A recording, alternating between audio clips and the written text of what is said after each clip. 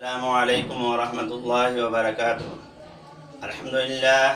الحمدللہ نحمدہ ونستعینہ ونستغفرہ ونؤمن بہ ونتوکل علیہ ونعوذ باللہ من شرور انفسنا ومن سیئات اعمالنا من یہدہ اللہ فلا مضل لہ ومن یضلل فلا ہادی لہ ونشہد ان لا الہ الا اللہ وحدہ لا شریک لہ ونشهد أن سيدنا ومولانا محمدا عبده ورسوله فأعوذ بالله من الشيطان الرجيم بسم الله الرحمن الرحيم إن الله لا يغير ما بقوم حتى يغيروا ما بأنفسهم وإذا أراد الله بقوم سوءا فلا مرد له وما له من دونه من وال۔ محترم ناظرین کرام، آج رمضان المبارک کی 28 تاریخ ہے اور یہ رمضان المبارک کا چوتھا جمعہ ہے اور اس جمعے کو جمعۃ الوداع بھی کہتے ہیں۔ ویسے تو رمضان المبارک میں ہر جمعہ برکتوں والا ہوتا ہے، لیکن آج کے دن کی اہمیت و خصوصیت اس لیے زیادہ ہے کہ اس کے بعد آئندہ سال تک آنے والا جمعہ اتنے برکتوں اور رحمتوں والا جمعہ نہیں ہوگا، اس لیے اس دن کی زیادہ اہمیت ہے۔ ناظرین کرام، میں نے آپ کے سامنے سورہ رات کی ایک آیت نمبر 11 کی تلاوت کی ہے۔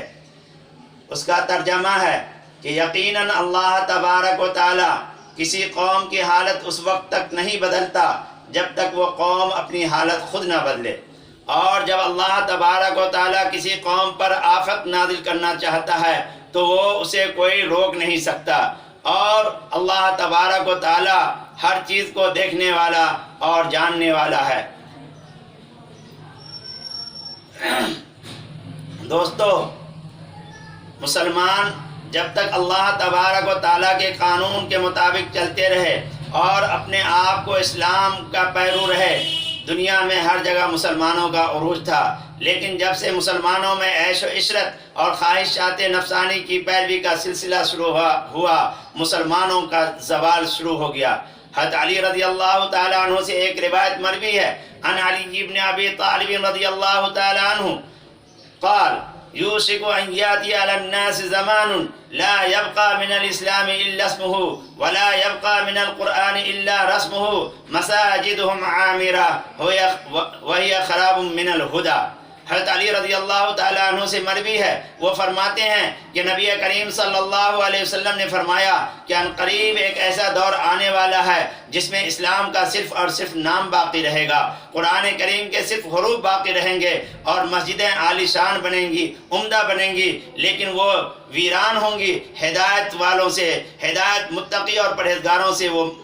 وہ متقی اور پرہیزگاروں کی وجہ سے وہ مسجدیں کیا ہیں؟ ویران ہوں گی۔ اس حدیث میں نبی کریم صلی اللہ علیہ وسلم نے 3 اہم پیشین گوئیاں فرمائی ہیں۔ پہلی پیشین گوئی یہ فرمائی کہ ان قریب ایک ایسا دور، ایک ایسا زمانہ، ایک ایسا وقت آنے والا ہے جس دور میں، جس زمانے میں، جس وقت میں مسلمان صرف اور صرف نام کے باقی رہیں گے، مسلمانوں اور غیر مسلموں میں کوئی فرق نہیں ہوگا، مسلمان بھی غیر مسلموں کی طرح، جس طرح غیر مسلم شراب پیتے ہیں مسلمان شراب پئیں گے، غیر مسلم جوا کھیلتے ہیں مسلمان جوا کھیل دیں گے، غیر مسلموں کے گھروں میں ٹی وی اور ٹیلی ویژن ہے تو مسلمانوں کے گھروں میں ٹیلی ویژن ہوگا، غیر مسلموں کی عورتیں بے پردہ سڑکوں پہ پھرتی ہیں تو مسلمانوں کی عورتیں بھی ایسی عریانیت کا شکار ہو جائیں گی، غیر مسلم سودی کاروبار کرتے ہیں تو مسلمان بھی سودی کاروبار کریں گے۔ غرض یہ ہے کہ مسلمانوں اور غیر مسلموں میں کوئی فرق اور کوئی تمیز باقی نہیں ہوگا۔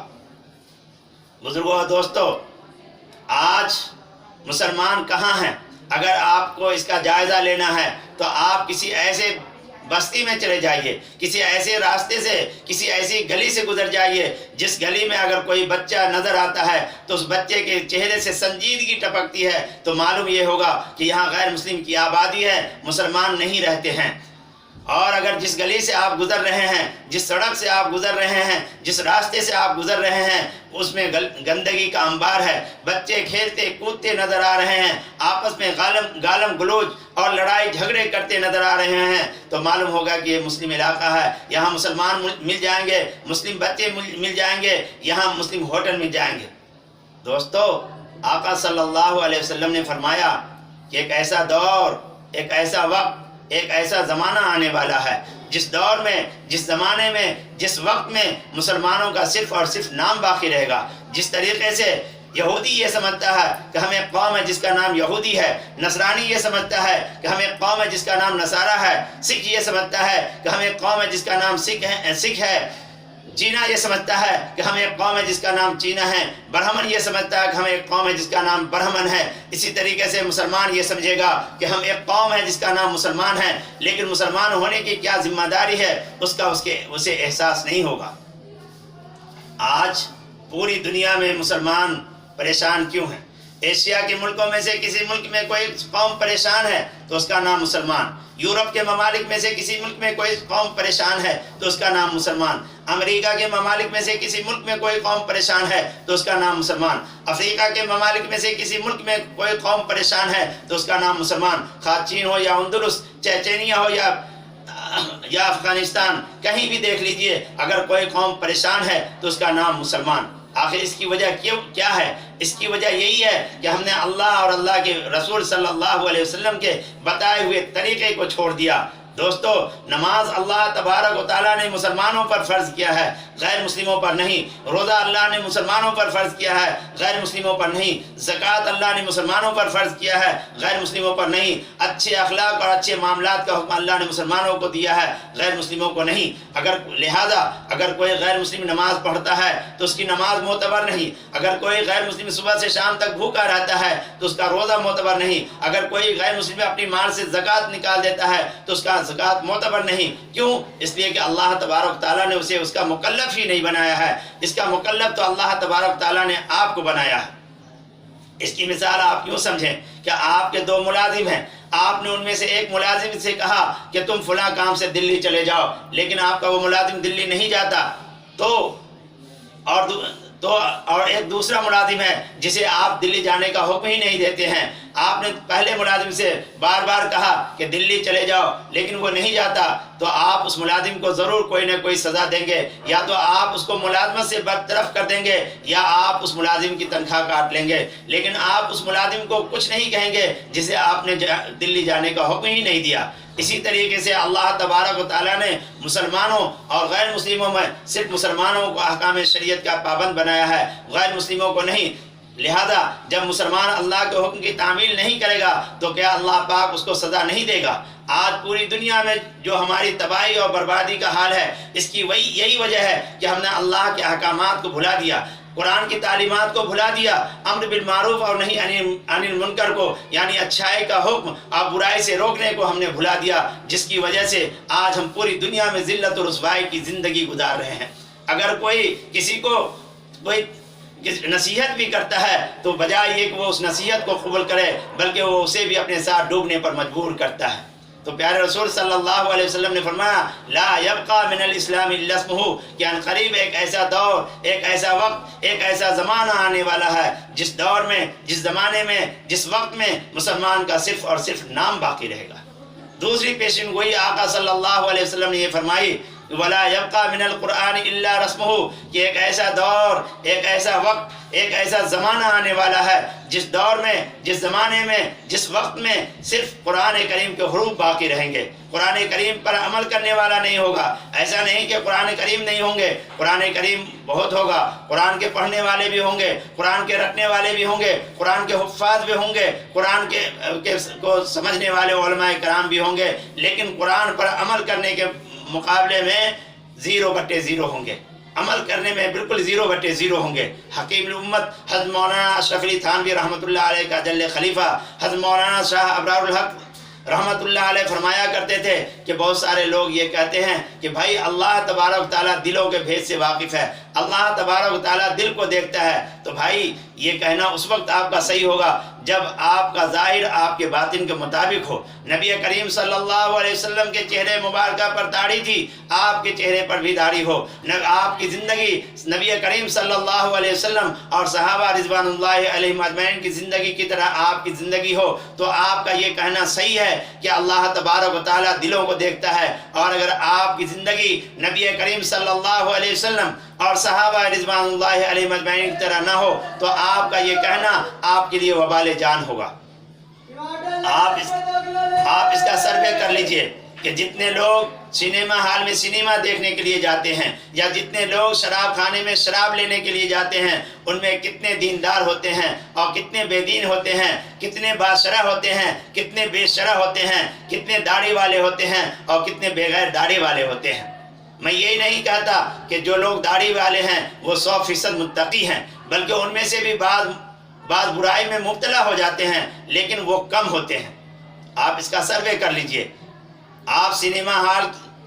ہال پہ جا کر کے اس گیٹ پر کھڑے ہو جائیے اور کاپی اور قلم لے کر کے لکھنے لگیے۔ جتنے مسلمان سینما ہال میں سینما دیکھنے کے لیے جاتے ہیں 95% آپ کو بے داڑھی والے ہوں گے، اور 5% بھی اگر وہ داڑھی والے جاتے ہیں تو چہرے پر رومال لپیٹ کر کے جاتے ہیں تاکہ کوئی یہ نہ کہہ دے کہ ملا جی بھی سینما دیکھنے آ گئے۔ اسی طریقے سے جتنے مسلمان ٹھیکے پر شراب لینے کے لیے جاتے ہیں اس میں 99% آپ کو بے داڑھی والے نظر آئیں گے، مشکل سے 1% داڑھی والا ہوگا، اور وہ بھی اپنی داڑھی کو ڈھکا چھپا کر کے جائے گا تاکہ کوئی یہ نہ کہے کہ ملا جی بھی آ گئے۔ تو دوستو، اگر یہ 95% بھی داڑھی رکھ لیے ہوتے تو بجائے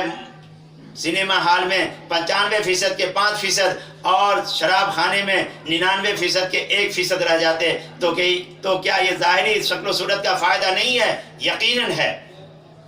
تو میرے دوستو، یہی وجہ ہے کہ آقا صلی اللہ علیہ وسلم نے فرمایا کہ جو شخص قرآن کریم کو پڑھتا ہے اور اس کے مطابق عمل کرتا ہے تو اللہ تبارک تعالیٰ اس کے لیے 2 بشارتیں عنایت فرماتے ہیں۔ ایک بشارت تو حافظ قرآن کے والدین کے لیے ہوگا کہ اللہ تبارک و تعالیٰ قیامت کے دن حافظ قرآن کے والدین کے سر پر ایسا تاج پہنائے گا کہ اس تاج کی روشنی سورج کی روشنی سے بھی زیادہ ہوگی۔ آقا صلی اللہ علیہ وسلم نے اس کو ایک مثال دے کر کے فرمایا کہ کسی بلب کو اگر کسی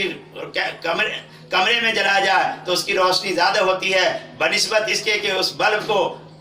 کسی میدان میں جلا دیا جائے۔ تو سورج کی جو روشنی میں باہر ہے وہ تو عیاں ہے، اگر سورج کی روشنی کو کسی کمرے میں داخل کر دیا جائے تو اس کی روشنی کا کیا عالم ہوگا۔ یہی عالم حافظ قرآن کے والدین کا ہوگا کہ کل قیامت کے دن اللہ تبارک و تعالیٰ حفاظ قرآن کے والدین کو جو تاج پہنائیں گے اس تاج کی روشنی سورج کی روشنی سے بھی زیادہ ہوگی۔ اور دوسری بشارت خود حافظ قرآن کے لیے ہے کہ اللہ تبارک و تعالیٰ حافظ قرآن سے فرمائیں گے کہ قرآن کریم پڑھتا جا اور جنت کے درجوں پہ چڑھتا جا۔ قرآن کریم کی آخری آیت تمہارا آخری مقام اور آخری درجہ ہوگا۔ تو میرے دوستو، پیارے رسول صلی اللہ علیہ وسلم نے فرمایا کہ ان قریب ایک ایسا دور، ایک ایسا وقت، ایک ایسا زمانہ آنے والا ہے جس دور میں، جس زمانے میں، جس وقت میں قرآن کریم کے صرف اور صرف حروف باقی ہوں گے، باقی رہ جائیں گے، اس پر عمل کرنے والا کوئی نہیں ہوگا۔ آقا صلی اللہ علیہ وسلم نے تیسری پیشن گوئی یہ فرمائی، یوشک ان یاتی علی الناس زمان لا یبقى من الاسلام الا اسمه ولا يبقى من القرآن الا رسمه مساجدهم عامرة وهي خراب من الهدى۔ کہ ان قریب ایک ایسا دور، ایک ایسا وقت، ایک ایسا زمانہ آنے والا ہے جس دور میں، جس زمانے میں، جس وقت میں مساجد بہت عالیشان بنیں گی، لیکن وہ مساجد خشوع خضوع کے ساتھ نماز پڑھنے والوں سے ویران ہوں گی۔ دوستو، آج پورے دنیا میں اور پورے ملک میں لاک ڈاؤن چل رہا ہے، رمضان المبارک کا متبرک مہینہ چل رہا ہے، لیکن آج مساجد ہماری ویران پڑی ہوئی ہیں۔ آج سے 1400 سال پہلے آقا صلی اللہ علیہ وسلم نے فرما دیا کہ مساجد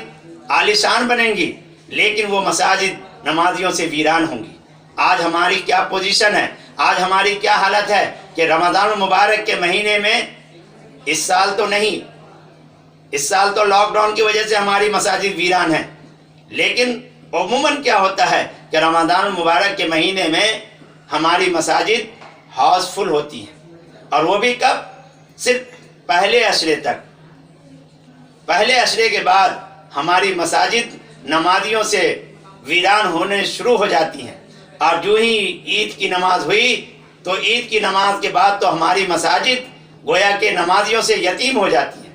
اگر کسی مسجد میں رمضان المبارک کے مہینے میں 200 نمازی ہوتے ہیں تو رمضان المبارک کے بعد اس مسجد میں مشکل سے 5 نمازی ہوتے ہیں۔ اگر کسی مسجد میں رمضان المبارک کے مہینے میں 2000 نمازی ہوتے ہیں تو رمضان المبارک کے مہینے کے بعد عید الفطر کی نماز کی ادائیگی کے بعد آپ اگر ظہر کی نماز میں چلے جائیے تو 2000 کی جگہ پر مشکل سے 50 نمازی نظر آتے ہیں۔ تو میرے دوستو، کیا مساجد صرف تراویح کی نماز کے لیے اور کیا مساجد صرف رمضان المبارک کے لیے تعمیر کی جاتی ہیں؟